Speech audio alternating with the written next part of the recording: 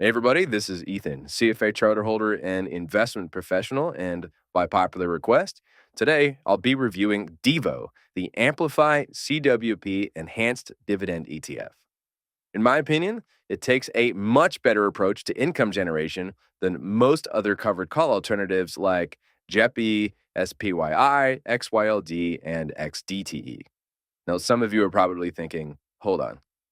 If Devo takes such a great approach to income generation, then why does it provide so much less income? Excellent question.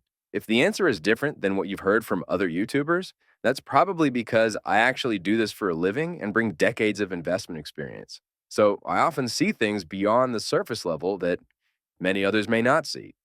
Why Devo's income is lower and why that might actually be a good thing is a great example of that.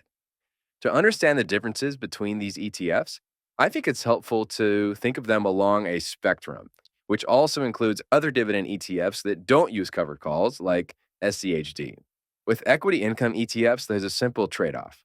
The more you write covered calls in your portfolio and the more risk you take, the higher your income will be, but the less sustainable it will be in the long run. Few people understand this, but it holds the key to retirement income success. Unless you only plan to be retired for like 5 years, the ability to sustain and even grow your income stream is absolutely crucial in retirement. Rest assured, the things that you want to buy will be getting more expensive over a 30-year period. Many of the most popular income ETFs lure in investors with ridiculously high dividend yields that are misleading and most likely unsustainable.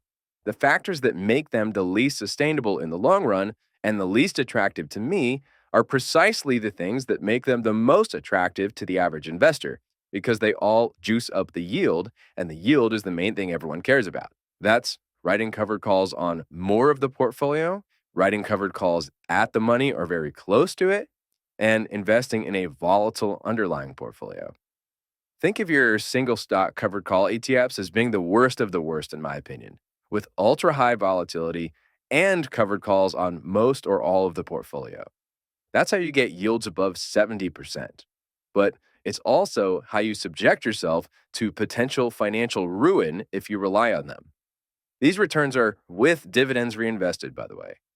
I would not be remotely surprised if some of these single stock covered call ETFs went to zero one day. After single stock covered call ETFs, then you've got your NASDAQ or tech heavy concentrated ETFs like JEPQ and FEPI that allow very minimal upside and still take on a significant amount of risk. After that, you get to your broader ones that are based on a big index like the S&P 500. These would be things like XYLD, which writes covered calls on the whole portfolio, and SPYI, which only writes them on most of the portfolio. Then there are ones that aim for a lower volatility profile like JEPI, and on the far left, you'd have dividend ETFs like SCHD and CGDV that take low volatility approaches and don't juice up the yield at all with covered calls. DIVO would be somewhere in the middle. Sort of like JEPI, SCHD, and CGDV, it invests in a more balanced portfolio aimed to limit volatility and avoid concentration in any one area. That may not provide as high of an income stream or do as well as something that's heavy in tech during a tech rally. But contrary to popular belief, the stock market does go down sometimes. And in that environment, a low volatility approach can be an income investor's best friend. Specifically in Devo's case, the portfolio managers emphasize high quality, large cap companies with historical dividend and earnings growth. All three of these are positive qualities, in my opinion. Large caps, aka large companies, tend to hold up better in downturns than small caps, aka small companies.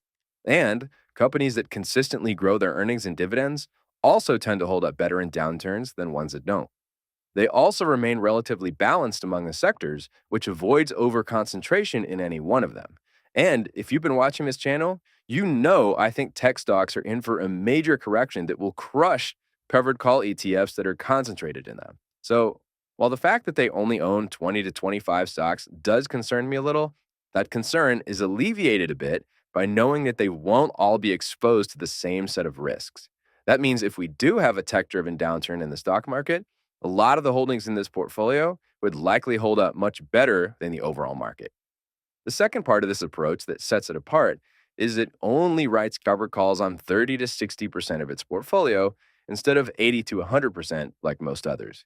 They do this tactically in individual stocks when and where they see an opportunity, rather than blindly all the time on the entire portfolio. The goal here is to provide income of 2 to 3% from dividend income and 2 to 4% from option income.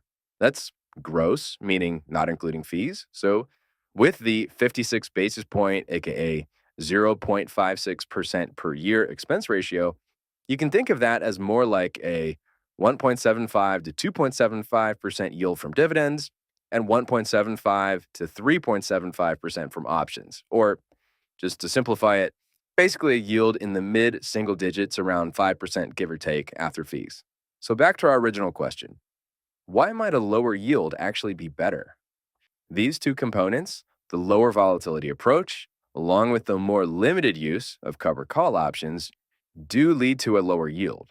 But they also lead to an income stream that is much more likely to be sustainable over time.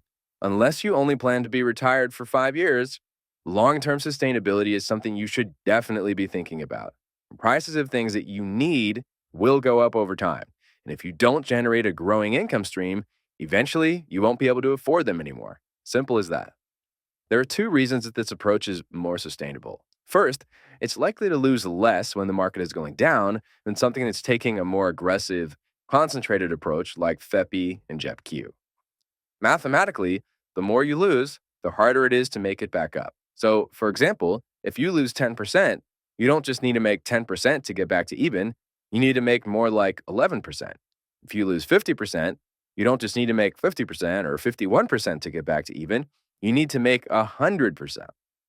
Second, covered calls leave you with unlimited downside potential and capped upside potential.